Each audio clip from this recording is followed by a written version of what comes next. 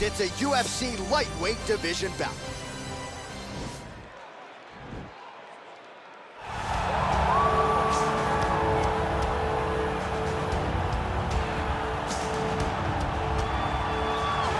All right, so here he is, one of the more prolific takedown artists in the UFC at present. And when you get some praise from Daniel Cormier when it comes to your offensive takedown game, you know you're doing something right. And we talk about wrestlers and judo players and grapplers, but this guy just combines all of that.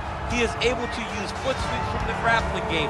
He is able to use throws from judo, and he's able to use wrestling from the wrestling game to take people down. He has an array of takedowns at his disposal, and he uses every single one of them, from the speed of the level change to the timing to the knowledge of where to go next. When the guy starts to defend, he's truly something special. I don't think he could take you down, but tonight he doesn't have to. So he does not in have this matchup, prevailing wisdom is he'll be able to get this fight to the canvas.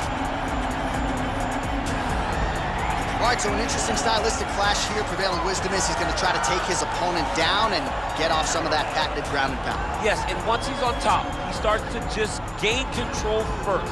He does not try to rush to the next position because he understands whether or not he's in the guard, half guard, or side control, he can find ways to land big damage. In the side control, he does a really good job of going knee on belly, posturing his body all the way to the top, and just coming down with big punches. Boom, once he lands, he goes back and he secures. Right. Then he goes back to find another big strike. He does not waste energy just throwing little rabbit punches. Everything has to matter, as you've seen in some of the great ground and pound fighters you've ever seen, like Jack Hermanson, guy that beats you into the bottom of the octagon until you roll over and give up your neck to get submitted. Yeah, nothing pitter-patter about it. No. And now our tail of the tape for this lightweight scrap. Oliveira is 1 year the elder. He will have a 4-inch reach advantage. All right, now for the particulars, here is Bruce Buffer. Ladies and gentlemen, this is the main event of the evening. And when the action begins, our referee in charge of the octagon, Dan Murgliata.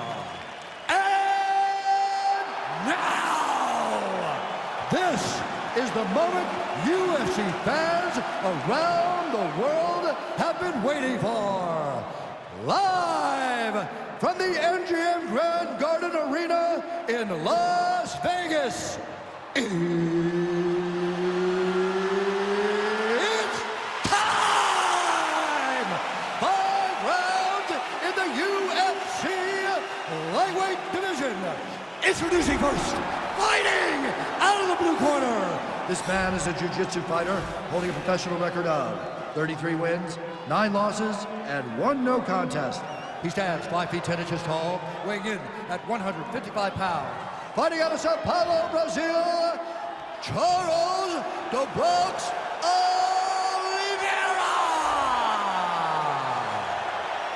And now introducing his opponent, fighting out of the red corner. This man is a wrestler holding a professional record of 23 wins, 1 loss. He stands 5 feet 10 inches tall, weighing in at 155 pounds. Fighting out of Makhachev, Russia, Islam Makhachev!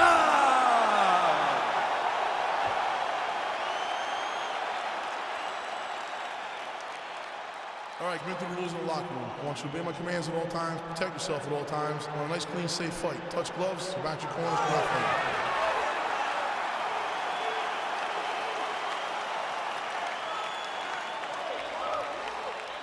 You ready? Okay, you ready? Okay, you ready? You ready?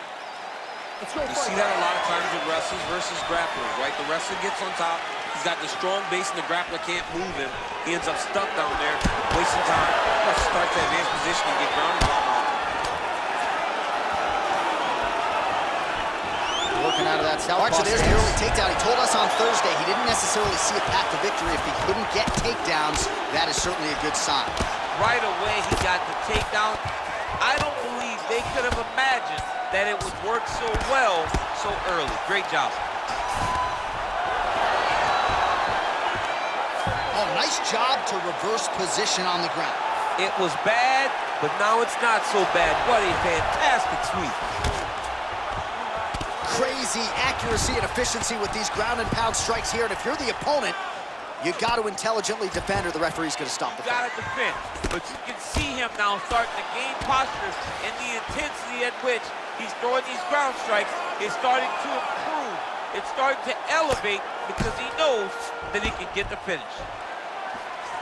And now he has a headlock trying to pin his opponent's back down flat onto the mat. Look for him to transition to an arm triangle to try to chase the finish.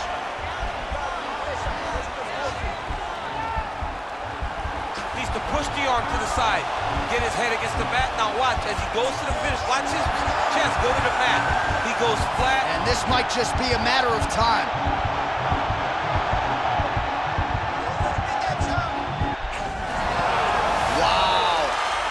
Ooh, right into side control, DC. This is where you want to be now because you get to make your opponent decide. They try to turn back into you, you can attack guillotine. If they turn away to try to get to your knees, you throw your hooks in and you got all your rear choke submission. All right, a good ground and pound by him here, certainly staying busy, and not just busy, but effective. You can just throw punches to keep the referee off of you. This guy is throwing punches to be effective, to throw damaging strikes. He's doing a fantastic job.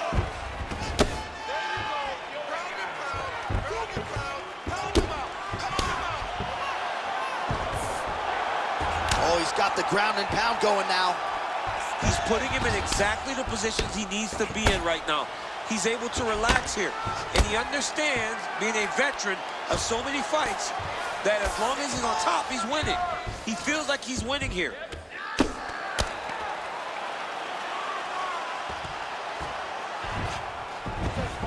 Well, there are few things more fun to watch in mixed martial arts than these type of transitions and scrambles on the ground. High-level grappling can really be entertaining. All right, so you got to be careful playing on the ground with this guy. You don't want to mess around for too long. Close guard. All right, he's very comfortable fighting off his back, DC. Now looks like he's trying to hip escape. Yeah, he's trying to hip escape or maybe look for a Kimura here.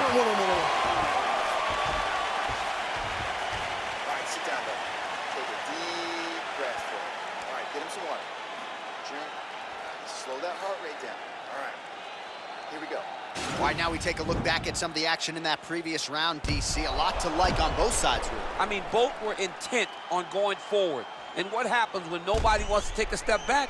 They meet in the middle. That's exactly what they did, and they both found success over the course of that round.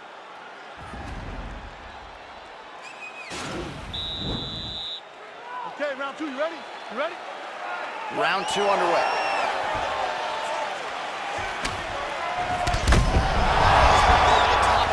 His opponent in a world of trouble.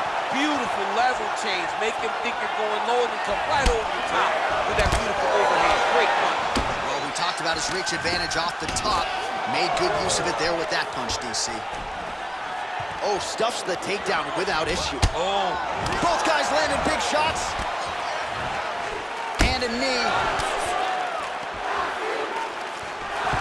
Changes levels now, DC. Oh, man, he was in a single, got to a high cross. He flipped him over the top. What a fantastic takedown. Welcome to the Cormier Express. Oh, all right, he's got the full mount now, DC, and he has proven to be a hard guy to buck off from this position. Oh, because he's so heavy. He keeps his weight down. He really does grind on you with his bottom half. He doesn't do anything with his arms. His arms are free to punch. He's collecting you with his hips and his legs, making you make a determination as to whether or not you want to get grounded, pounded in the mat, or if you're going to give your back up, where he will then start to chase chokes. A lot of energy expenditure defensively if you are the bottom fighter in this equation. Useful strike there, the ground and pound on point tonight. Oliveira's eye is closing up now, not good for him.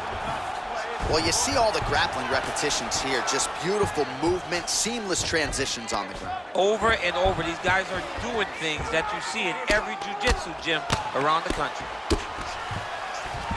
All right, so inside the open guard of his opponent, you gotta be careful playing around for too long here on the ground with this guy. Oh, lands with the ground and pound strike. Under 2 minutes now to go. All right, so pretty good damage here with the ground and pound. Nothing superficial about these strikes. They are intending to harm. Oh, yeah, he's landing very accurately, and he's landing to get damage on. now trying to hip escape. He's just trying to move out of this position off the bottom. The Kimura is not the arm. It's the shoulder pressure that usually makes you tap. But now DC trying to isolate an arm. Yep, he's using the Kimura. Oh! And the turn on the elbow, and he's going to chase the submission finish.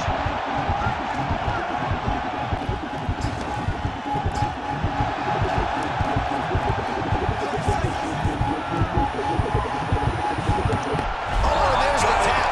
He got the finish. What a beautiful Kimura finish by this great fighter. And I don't care how high your threshold is for pain. When you're in that compromised state, better to tap and fight another day. It's so crazy because people think the pressure's on your arm. It's all your shoulder. When somebody has a really good Kimura, it feels like they're going to break your shoulder. That's why you have to tap. All right, so a wild round and a wild sequence there on the ground. DC, talk us through the highlight. He's such a phenomenal grappler. I don't understand how people don't know that this guy wants to submit you. He is the best grappler, best submission specialist we've seen in a long time. So there he is, your winner by submission, and that's exactly how you put the rest of this division on notice. Looks like this guy could be a factor moving forward in this division. Ladies and gentlemen, referee Dan Bergliana has called a stop to this contest at 4 minutes, 34 seconds of round number 2. Declaring the winner by tap out due to a Kimura, Charles the Bronx Oliveira! Well, the celebration is on in his corner, and hard to blame these guys, sort of waiting to exhale, get a huge win tonight, and not just the win, but they get it by submission.